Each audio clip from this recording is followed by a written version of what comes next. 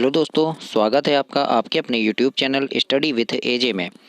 इस वीडियो में आज हम जानते हैं कक्षा नौवीं आपके कक्षा नौवीं के हिंदी के कुछ महत्वपूर्ण प्रश्न हैं जो वार्षिक परीक्षा 2023 में आपको परीक्षा में पूछे जा सकते हैं, आपके पेपर में आ सकते हैं। और ये बहुत ही महत्वपूर्ण प्रश्न है। कुछ प्रश्न मैं आपकी पुस्तक से छांट कर निकाला हूँ जो कि एग्ज़ाम में पूछे जा सकते हैं। तो पेपर से पहले इन प्रश्नों को आप ज़रूर से पढ़कर जाएँ। कक्षा नौवीं हिंदी का आपका जो पेपर है उसमें आने वाले ये महत्वपूर्ण प्रश्न है। तो आइए जानते हैं सबसे पहले प्रश्न के बारे में। तो सबसे पहला प्रश्न है जैसे आपका भक्ति काल की प्रमुख विशेषताओं का उल्लेख कीजिए। या प्रश्न आ सकता है भक्ति काल की प्रमुख 4 विशेषताओं का उल्लेख कीजिए, या भक्ति काल की विशेषताएं लिखिए, या 2 कवि के नाम लिखिए। इस प्रकार से प्रश्न आ सकता है बच्चों। तो ये उत्तर है आपके सामने।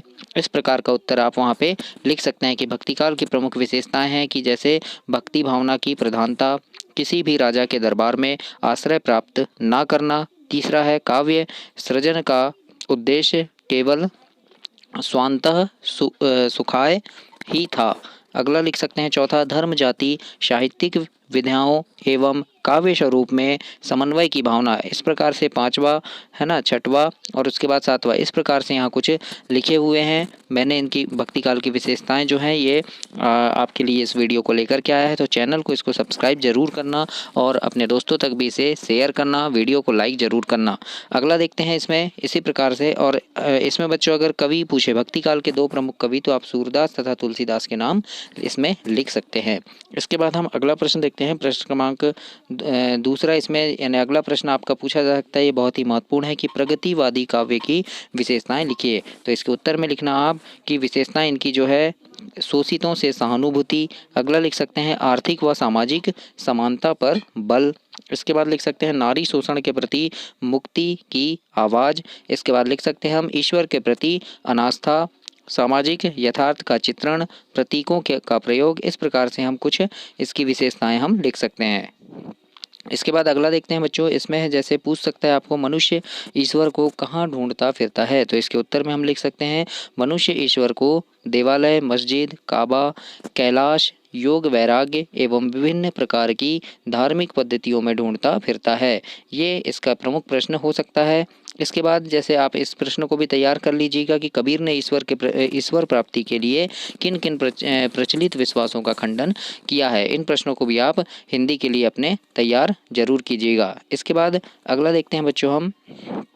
अगला प्रश्न इसमें आपसे जैसे पूछ सकता है कि मनुष्य ईश्वर को कहाँ कहाँ ढूंढता फिरता है। तो हमने अभी पढ़ा है कि देवालय में, मस्जिद, काबा, कैलाश। इस प्रकार आप इसको कर सकते हैं इस प्रश्न को तैयार। इसके बाद अगला देखते हैं हम जैसे ज्ञान की आंधी का भक्त के जीवन पर क्या प्रभाव पड़ता है। ये प्रश्न बहुत महत्वपूर्ण है, पूछ सकता है आपको। तो इन प्रश्नों को भी आप जरूर से तैयार करना। तो उत्तर में लिखना ज्ञान की आंधी आने से भक्त का जीवन बदल गया है, उसके मन में माया मोह सांसारिक आकर्षण आदि समाप्त हो गए हैं, मन शुद्ध तथा निर्मल होकर ईश्वर के ध्यान में रम गया है, ईश्वर प्रेम की वर्षा भक्त का तन मन भीग गया है वर्षा से। इस प्रकार से हम इसका उत्तर लिख सकते हैं। इसी प्रकार अगला प्रश्न है जैसे ब्रज भाषा के प्रति कवि रसखान का प्रेम किन किन रूपों में अभिव्यक्त हुआ है।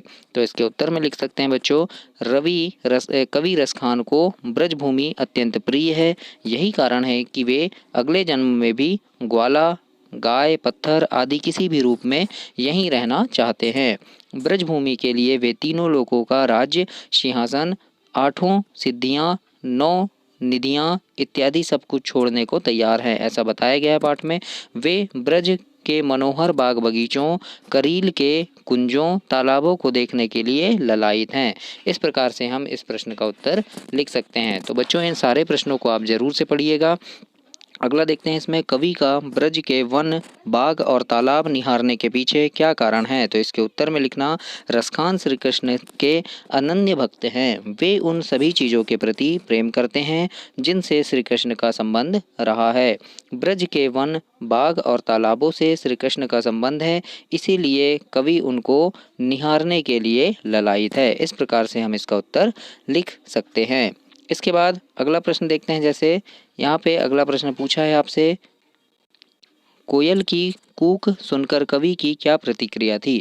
तो इसके उत्तर में लिखना बच्चों कोयल की कूक सुनकर कवि जानना चाहते थे कि क्या कोयल का कुछ लुट गया है या पागल हो गई है, अथवा उसने किसी दावानल की भयंकर आग की लपटों को देखा है।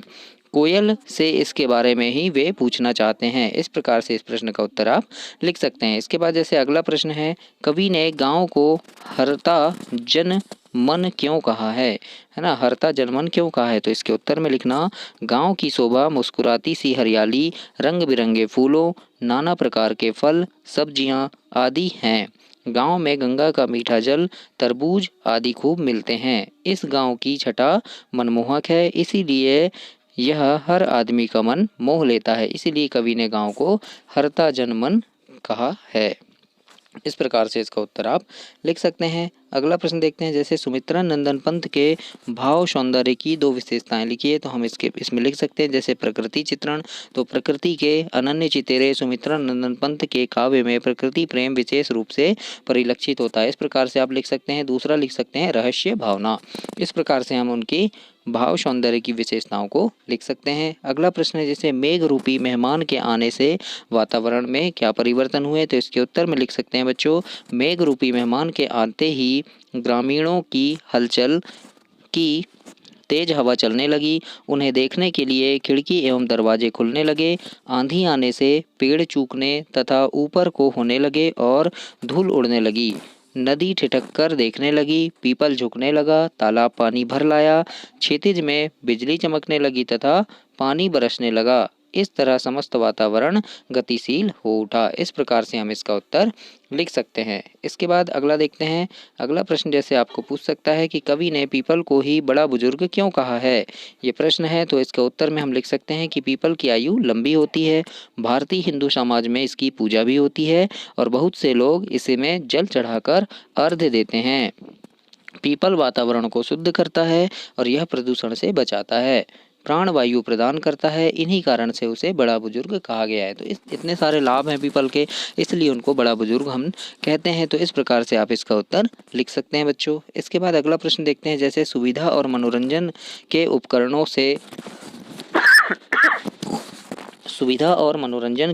से बच्चे वंचित क्यों हैं?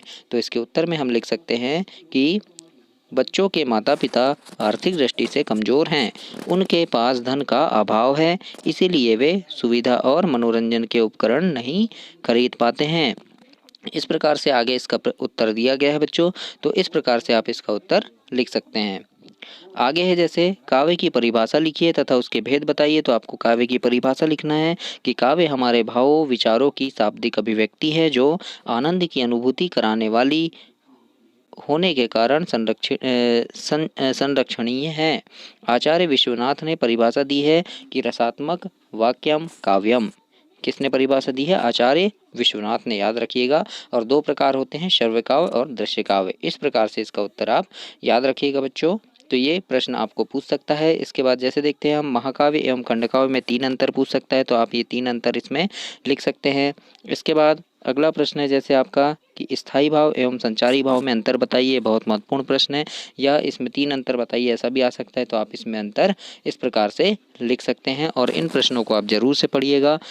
अगला है, जैसे वीर रस की परिभाषा लिखते हुए एक उदाहरण दीजिए। तो वीर रस की परिभाषा लिखना है और एक उदाहरण भी हम यहाँ पे दे सकते हैं। 2 उदाहरण दिया गया है, कोई भी आप इनमें से याद कर लीजिए और इसके उदाहरण हम लिख सकते हैं। तो ये आपका हिंदी का पेपर था। ऐसे ही मैं आपके अंग्रेजी, संस्कृत, गणित, पर्यावरण, विज्ञान, सामाजिक विज्ञान, इन सारे प्रश्नों के लेकर के आऊँगा। और भी वीडियो मेरी डली हुई है, तो चैनल सब्सक्राइब करके उन वीडियोज़ को आप ज़रूर देखें, ताकि परीक्षा में आपके बहुत अच्छे नंबर आ सकें। धन्यवाद।